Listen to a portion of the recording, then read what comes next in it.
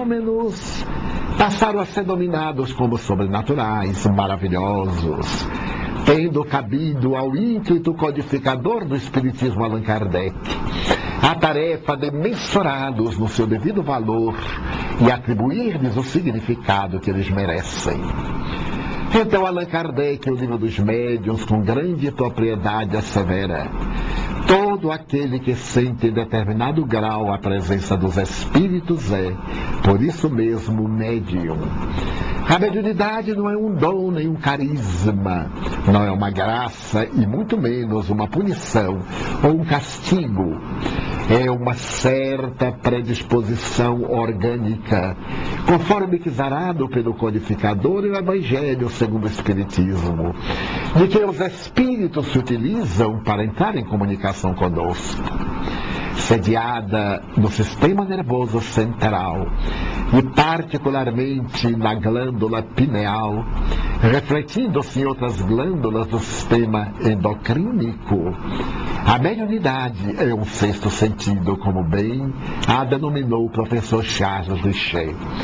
Vemos que à medida em que ela se torna uma faculdade natural, embora de natureza transpessoal, mais vai sendo aceita pelo organismo e naturalmente incorporando-se ao dia a dia de todas as criaturas. Ser médium, portanto, não significa ser missionário do bem, apóstolo da caridade. É uma faculdade neutra. Da mesma forma que a arte, a inteligência, a memória, o uso que se lhe dê é que oferecerá dignidade ou a fará instrumento de perturbação e de desídia. Allan Kardec estabeleceu que a mediunidade apresenta-se sob dois aspectos: de natureza intelectual e de natureza material.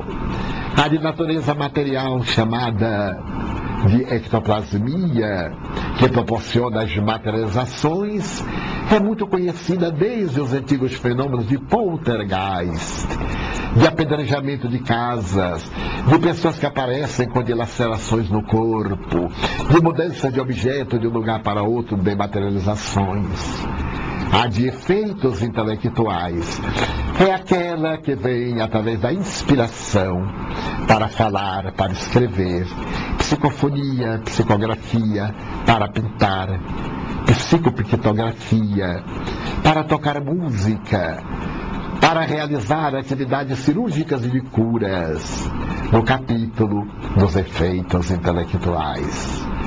O médium, portanto, pode ser classificado também em duas posturas, apresentando a mediunidade de prova ou transformando a mediunidade em uma missão.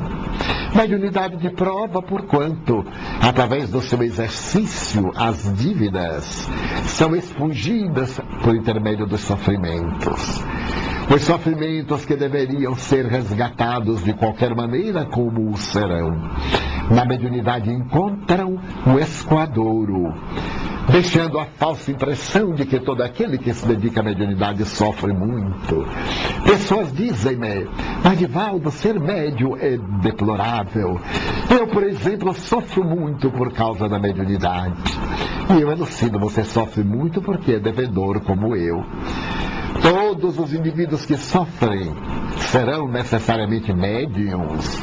Allan Kardec estabeleceu que existem os médiuns ostensivos e os médiuns naturais, aqueles que têm uma percepção não muito ostensiva do mundo espiritual, como ocorre com a inteligência.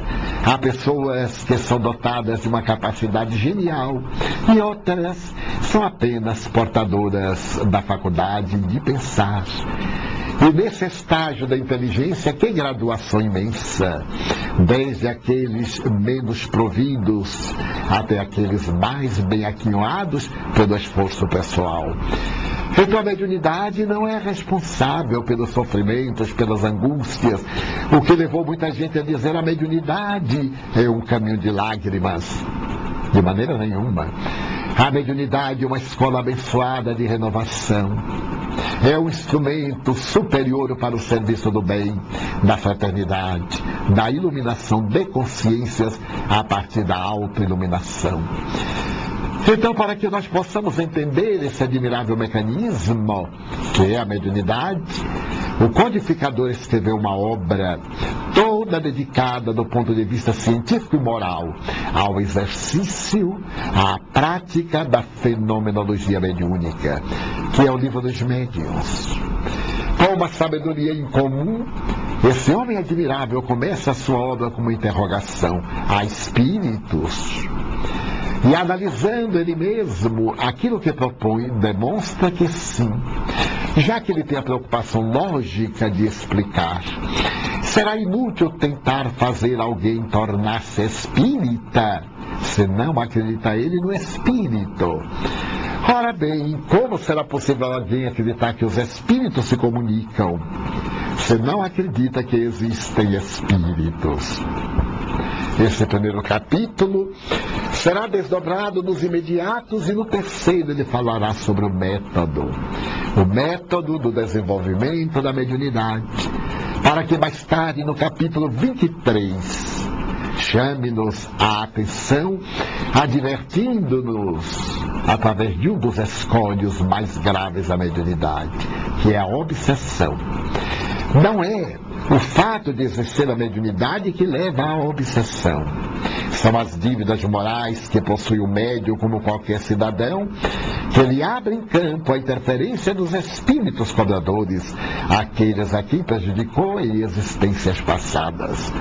A obsessão é, naturalmente, um problema de que padece hoje a sociedade em geral, nesta grande epidemia de transtornos de natureza de conduta, transtornos de natureza emocional e mental, causando verdadeira perplexidade nos estudiosos das doutrinas psíquicas e sociais. Mas no capítulo 23, Allan Kardec fala que essa obsessão pode apresentar-se sob 3 aspectos. Simples, quando ela tem um caráter temporal, quando é rápida, quando não proporciona muitos danos, quando são as ideias tentando fixar-se nessa telepatia em que o espírito invasor transmite ao receptor o seu pensamento degenerativo. Depois, quando o indivíduo assimila esse pensamento do exercício da mediunidade, fascina-se, deslumbra-se e a todo momento deseja exercê-la, seja pela escrita, seja pela comunicação verbal, entrando num transtorno neurótico em que ele sucumbe agora ao peso da fascinação, tendo alucinações auditivas, alucinações visuais, perdendo o equilíbrio. Essa necessária postura que deve ser mantida para o exercício da própria mediunidade, no seu momento próprio, no lugar adequado e não a qualquer instante. E por fim, aquela fase muito mais grave, a denominada obsessão por subjugação. Como nos referimos, o Evangelho fala da possessão. Analisando o significado da palavra, por ser um grande filólogo, Allan Kardec optou por outro termo ao invés de possessão, subjugação. Porque a possessão dá-lhe a ideia que o espírito entra no médium, possui-o como um líquido no vasilhame. Não é exatamente assim. A comunicação mediúnica, positiva ou negativa, é sempre perispírito a perispírito, do desencarnado acoplando-se no encarnado e fazendo as emissões de natureza mental, captadas pelo cérebro e decodificadas pela faculdade. Mas o espírito encarnado jamais cede lugar ao invasor que o tomaria, impedindo de continuar a existência. É um pouco de fantasia. Por isso Allan Kardec denomina essa fase mais grave de subjugação, em que a pessoa perde a sua identidade, perde a vontade, a capacidade de discernir e até mesmo a de movimentar-se, porque sob o jugo dessa força dominante faz-se um marionete nas suas mãos. Mas que fazer